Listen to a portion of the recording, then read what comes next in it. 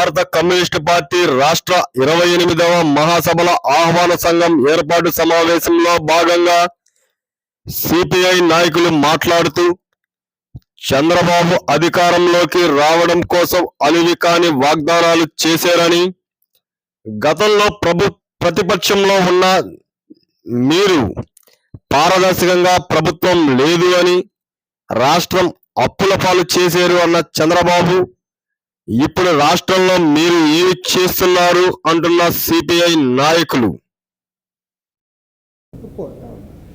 అదేవిధంగా ఇవాళ మన రాష్ట్రానికి సంబంధించి కూడా ఒక 2 విషయాలు మాత్రం నేను చెప్పదలుచుకున్నాను. రెండు విషయాలు. అదేమంటే ఇవాళ చంద్రబాబు నాయుడు గారు గతంలో ప్రతిపక్షంలో ఉన్నప్పుడు చాలా క్లియర్గా చెప్పాడు 2 అంశాలు. నంబర్ 1 ఏమి, పారదర్శకంగా ప్రభుత్వం లేదు, అన్నీ కూడా ఒక గూడు పుటాని మాదిరి చేస్తున్నారని చెప్పారు. నంబర్ 2 మీరు ఏం చెప్పారు, మొత్తం రాష్ట్రాన్ని అప్పుల పాలు చేశారని. అప్పుల పాలు చేశారని మేమందరం చెప్పాము, మీరు చెప్పారు, బాగుంది. కానీ దానికంటే ముఖ్యంగా శ్రీలంక పద్ధతుల్లో రాష్ట్రాన్ని మొత్తం దివాళా తీస్తున్నారని కూడా మీరు చెప్పారు. కానీ ఇవాళ ఏం జరుగుతుందో ప్రజలకు చెప్పండి అని నేను అడుగుతాను. ఇవాళ రాష్ట్రంలో మీరు చేస్తున్నది ఏమిటి? రేపు 2వ తేదీ నాడు ప్రైమ్ మినిస్టర్ కూడా ఇన్వైట్ చేశారు అమరావతికి. ఓకే, మంచిదే, మంచి పబ్లిసిటీ కూడా వస్తుంది, దానికి భారీ ఏర్పాట్లు కూడా చేస్తూ ఉన్నారు.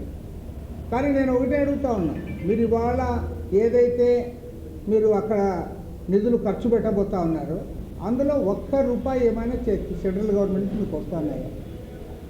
ఇంతకుముందు ఏమన్నారు మీరు?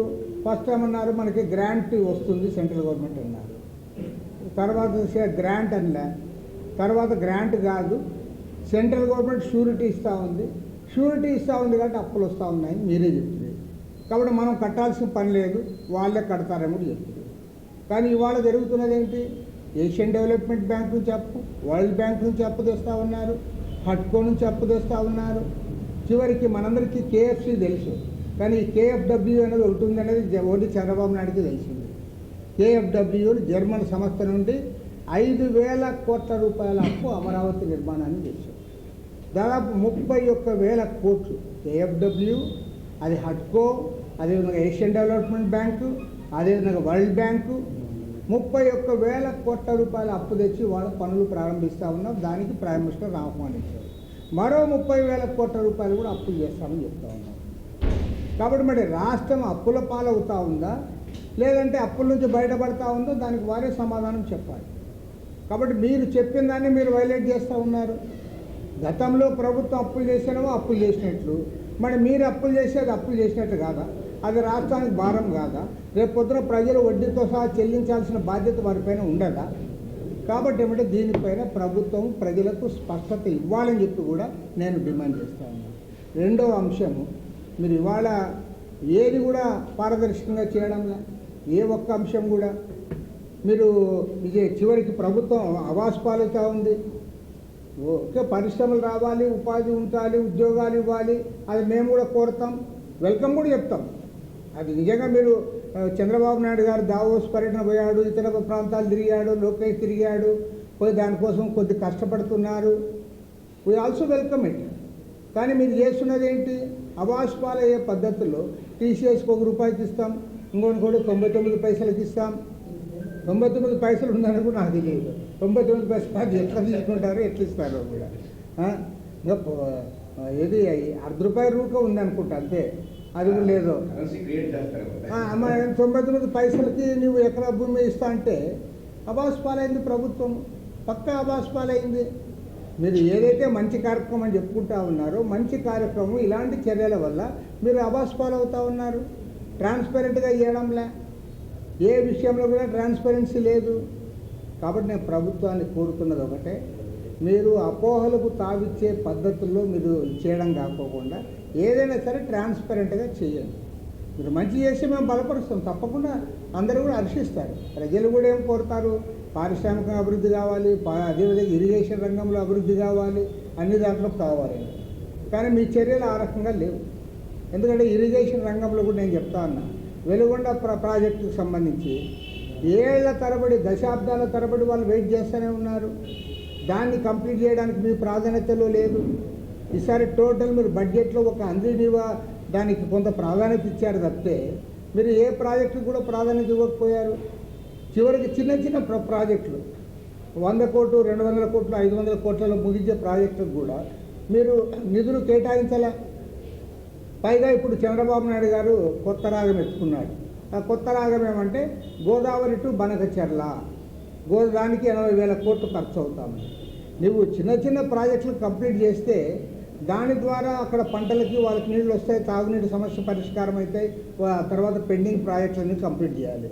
మీరు వాటిని ఏమి కూడా మాట్లాడుకోకుండా ఎంతసేపున్నా అమరావతి పోలవరం అమరావతి పోలవరం. అదైన తర్వాత ఇప్పుడు కొత్త రాగం ఏమంటే అది గోదావరి టు బనకచెర్ల టు గోదావరి. కాబట్టి ఏమంటే ప్రభుత్వం యొక్క ప్రయారిటీస్ సక్రమంగా లేవు. కాబట్టి నేను ప్రభుత్వాన్ని కోరుతా ఉన్నా, ఇవాళ మన రాష్ట్రానికి సంబంధించిన అప్పులపైన శ్వేతపత్రం విడుదల చేయాలి. అదేవిధంగా ఇవాళ మీరు ఏదైతే ల్యాండ్ అలాట్మెంట్ కానీ ప్రాజెక్టులకు సంబంధించి కానీ ఉన్నాయో ఇవన్నీ ట్రాన్స్పరెంట్గా జరగాలి. దీనిపైన రాష్ట్ర వ్యాప్తంగా చర్చ జరగాలి. మీరు ఇప్పుడు ఎందుకంటే వాళ్ళకు ఒక పెద్ద మేలైపోయింది. జగన్మోహన్ రెడ్డి నేను అసెంబ్లీకే రానని ఒక డిసైడ్ చేశాడు. కాబట్టి ఇంకా ప్రతిపక్షంతో మాట్లాడాల్సిన పని లేదు. ఇంకా ఏ పక్షాన్ని మేము గుర్తించము అంటే ఇంకా మీరు ఏమైంది, ఓన్లీ సింగిల్ పక్షం అయిపోయారు. బీజేపీ, జనసేన, తెలుగుదేశం మేమంతా కూటమి కాబట్టి మీరెవరు బయట మాట్లాడకూడదు, అందరు లోపలే ఉండాలి, మీకు ఏదైనా ఐడియాస్ వచ్చినా బయటకు చెప్పకూడదు అని చెప్పి మీరు వాళ్ళకి బీగాలేసి మీరు కూడా సేమ్ గతంలో జగన్మోహన్ రెడ్డి హయాంలో ఎట్లయితే గూడు పుటాని కార్యక్రమాలు నడిచాయో ఇప్పుడు సేమ్ మీరు అదే చేస్తున్నారు. కాబట్టి ప్రభుత్వము అతి తక్కువ కాలంలోనే మీకు చెడ్డ పేరు వస్తూ ఉంది. కాబట్టి ఇప్పటికైనా ప్రభుత్వము ట్రాన్స్పరెంట్గా నిర్ణయాలు తీసుకోవాలి. రాష్ట్ర అభివృద్ధి కోసం మీరు తీసుకునే చర్యల విషయంలో ఏ party, even YSR Congress party కూడా వ్యతిరేకించారు. కానీ మీరు అంత మేమే చేస్తాన్నారంటే ఇప్పుడు అడివిగానే వాగ్దానాలు చేశాడు చంద్రబాబు నాయుడు. చంద్రబాబు నాయుడు గారికి చెప్పిన వాగ్దానాలను అమలు చేయాలంటే మన రాష్ట్ర బడ్జెట్ కాదు, సౌత్ ఇండియా బడ్జెట్ కావాలి. అది కాబట్టి అది ఆయన ఇచ్చిన వాగ్దానాలన్నీ అమలు అవుతాయనే భ్రమలైతే నాకు లేవు, అది గ్యారెంటీ చెప్తాను. మరి వాళ్ళేమో గవర్నమెంట్ ఏమంటే రివర్స్లో మాట్లాడుతుంది. నిన్న మత్స్యకారులకు ఇచ్చాం కదా, ఇంకోరు మళ్ళీ ఇచ్చాము, వాళ్ళు ఇంకా రైతులకి ఇవ్వలే, మహిళలకు ఇచ్చిన వాగ్దానాలు నెరవేర్చలే. తర్వాత స్టూడెంట్స్కి ఫీజులు ఇప్పటివరకు ఫీజు రియంబర్స్మెంట్ ఇవ్వలే. తర్వాత యువకులకు వాళ్ళకి నిరుద్యోగ భృతి అన్నారు, అది ఇవ్వలే. కాబట్టి అంటే నేను గ్యారెంటీ చెప్తా, చంద్రబాబు నాయుడు గారు ఎట్లయినా సరే అధికారంలోకి రావాలనే ఉద్దేశంతో అలివిగాని వాగ్దానాలు చేసి, అంటే మన రాష్ట్ర ఆర్థిక పరిస్థితి ఏంటి, మన బడ్జెట్ ఎంత ఉంటుంది, అందులో ఖచ్చితమైన ఖర్చులు కొన్ని ఉంటాయి కదా, జీతాలు, పెన్షన్లు, అవన్నీ అవి అభివృద్ధి కార్యక్రమాల ఖర్చు పోను మనం సంక్షేమ కార్యక్రమాలపైన ఎంత ఖర్చు పెట్టడానికి అవకాశం ఉంది, వీటన్నిటి గురించి కూడా ఆయన అంచనా ఉండి కూడా అంచనా లేకుండా చెప్పాడు పాపం అంటే కొత్తగా రాజకీయాల్లో క్వశ్చన్లు అట్లా చేశారంటే ఒప్పుకుంటాం. చంద్రబాబు నాయుడు అట్లా కాదు కదా. చంద్రబాబు నాయుడు 40 ఏళ్ల పాటు రాజకీయాల్లో ఉన్నవాడు, ఆయనకు అన్ని విషయాలు తెలిసి ఉండి కూడా ప్రజల్ని మభ్యపెట్టే పద్ధతిలో వాగ్దానాలు చేశాడు. కాబట్టి ఆ వాగ్దానాలు ఆయన నెరవేర్చాడని నేనైతే అనుకోను. మరి నెరవేర్చుకుని ఎవరైనా తెలుగుదేశంలో చెప్తే వాళ్ళు తెలుగుదేశం కాబట్టి చెప్తున్నారంటాను.